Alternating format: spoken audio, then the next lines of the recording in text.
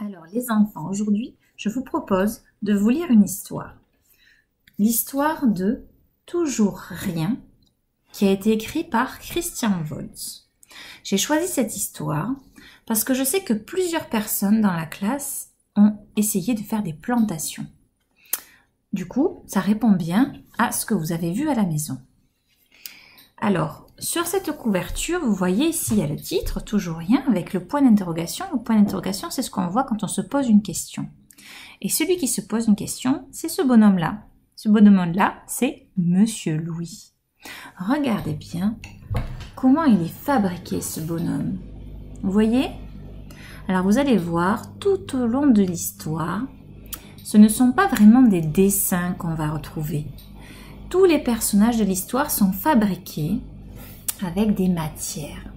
Donc je vais vous laisser regarder cette histoire et écouter cette histoire et ensuite on en reparlera.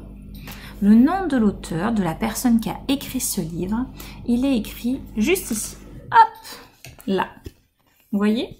Entre la graine et la fleur. Il y a écrit Christian Woltz. C'est le nom de notre auteur. Alors, c'est parti. Je te propose de t'asseoir pour écouter mon histoire.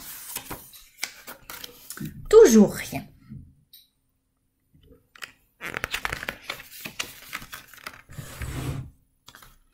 Ce matin, de bonne heure, Monsieur Louis a creusé un trou énorme dans la terre.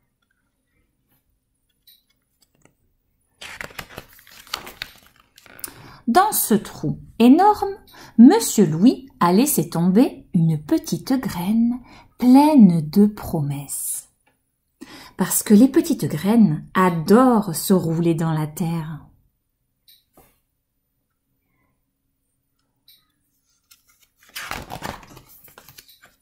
Puis, Monsieur Louis a rebouché le trou énorme et a sauté dessus de toutes ses forces pour tasser la terre. Parce que les petites graines adorent se rouler dans la terre bien tassée. Ensuite, Monsieur Louis a bien mouillé la terre avec son arrosoir. Parce que les petites graines adorent se rouler dans la terre bien humide. Tu sais ce que ça veut dire humide? Ça veut dire un petit peu mouillé.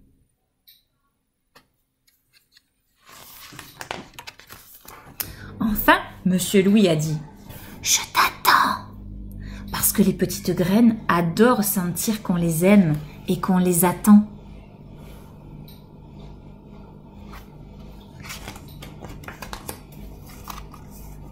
Hop, là, c'est la nuit.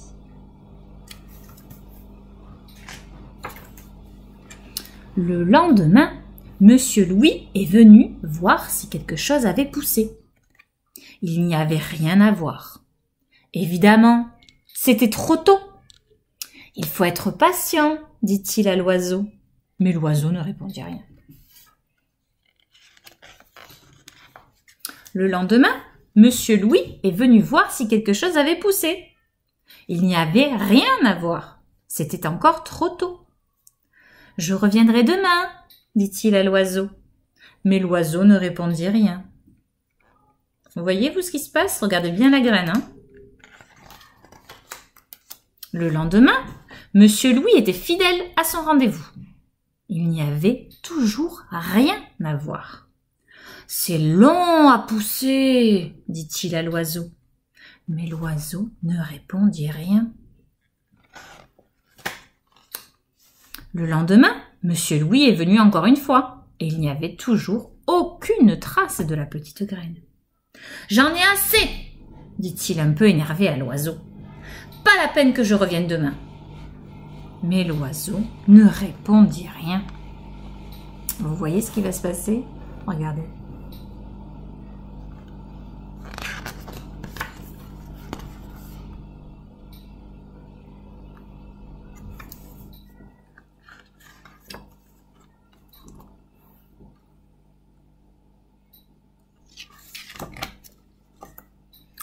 Quelle fleur !» dit l'oiseau qui avait retrouvé sa langue. « Si je l'offre à ma copine, elle m'embrassera sûrement.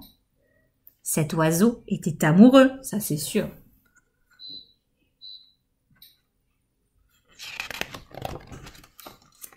Toujours rien, a dit Monsieur Louis quand il est revenu le lendemain.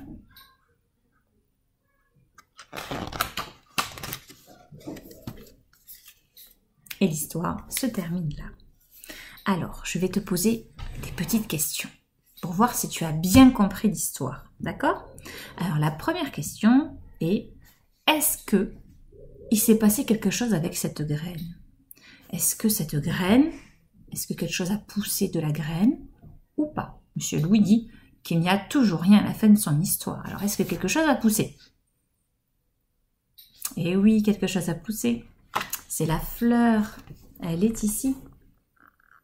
Mais alors, pourquoi est-ce que Monsieur Louis dit toujours rien? À cause d'un autre personnage de cette histoire. Un oiseau. Qu'est-ce qu'il a fait cet oiseau? Il a cueilli la fleur.